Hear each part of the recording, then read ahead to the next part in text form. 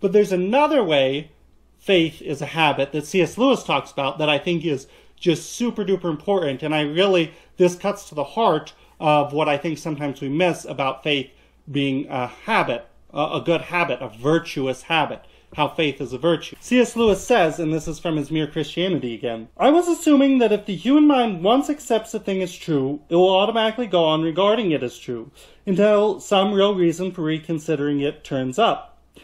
In fact, I was assuming that the human mind is completely ruled by reason. But it is not so. And skipping ahead a bit, he says, the battle is between faith and reason on one side, and emotion and imagination on the other.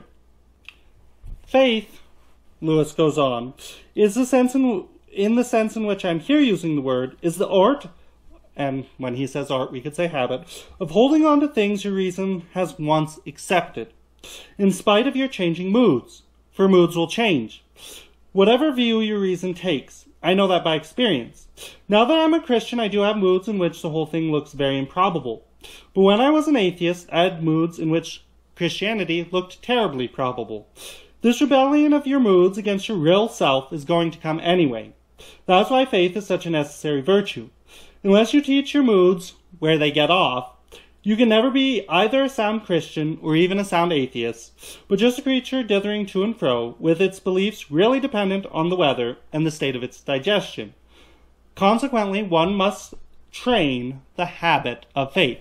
Right? So just because I know something's true, and my reason has said, okay, that thing's true, that doesn't mean that my moods and stuff aren't going to rebel, as C.S. Lewis says, against what my reason knows to be true.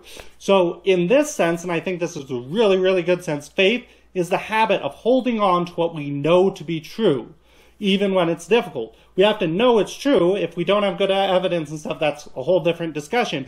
But once we've determined this thing is true, we need to hold to it. Like, if I've determined that my spouse is a trustworthy person and wouldn't do these sorts of things, well, there's times when I'm going to be annoyed, there's going to be difficulties, they're going to be like, maybe she doesn't seem very loving right now, but if you have to hold to, this is one of the most important things in life, what do you know to be true? I know my spouse loves me.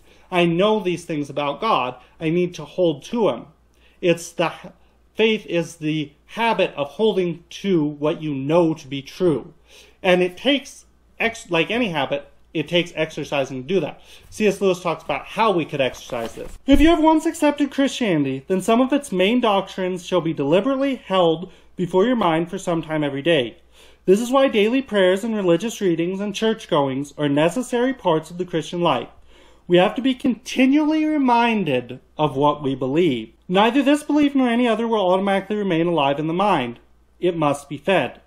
And as a matter of fact, if you examined 100 people who had lost their faith in Christianity, I wonder how many of them would turn out to have been reasoned out of it by honest argument. Do not most people simply drift away? Right? And that's true for any belief. If I don't hold it before my mind, it's going to get rusty and disappear, whether or not I'm convinced of other things being true.